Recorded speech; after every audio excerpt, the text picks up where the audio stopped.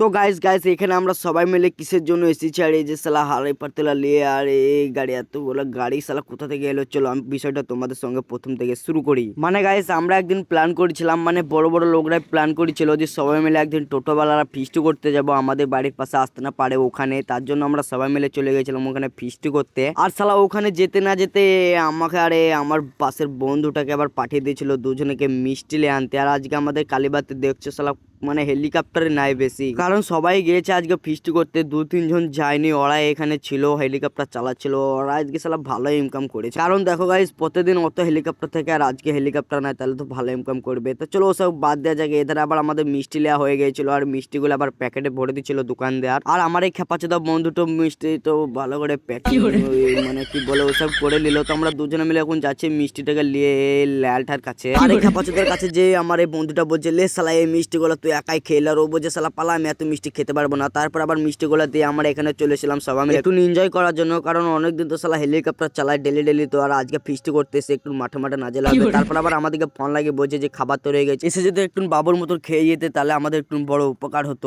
আর guys আমার এই বন্ধু আবার পাশ থেকে বলছে যে সেই টেস্ট হয়েছে খাবারটা, সত্যি খাবারটা সেই হয়েছিল। তো তারপর দুপুরবেলা আমরা আবার সবাই মিলে বাড়ি থেকে রেডিমেডে হয়ে গাটা ধুয়ে চলেছিলাম এখানে খাবার খাবো বলে। আর এসে এসে দেখছি তো সালা এখনো কিছুই হয়নি, খালি ভাতটা হয়েছে আর এখনো তেমন কোনো লোকও আসেনি, খালি আমরা আগে চলে এসে আগে খাবো বলে। তারপর আমরা আবার এখানে 5-6 জন মিলে বসে পড়লাম গোল করে, কারণ আমাদেরকে তিরপল বিছিয়ে সালা কেড়ে বিছিয়ে দিবে খাবার। আর গাইস এখানে খালি আমরা 5 জন মিলে বসিনি, আরো ওই সাইডে অনেক লোক বসেছিল, ওরাও খেয়েছিল ওই সাইডে, আর এই সাইডে আমরা 5 জন মিলে বসেছিলাম। তারপর আবার আমাদের কেড়ে চারটে চারটে করে ফেলে দিয়ে গেল সালাড। তারপর আবার চলে এলো আমাদের লেগে গরম গরম বিরিয়ানি, মানে ওই খাপসা, আর সাথে দিয়ে গেল মুরগির একটা করে পিস। তো গাইস তো হলো বেশি কথা না বাড়ি এখন খায় আর খাবারটা খেয়ে দেখি কিরকম টেস্ট হয়েছে।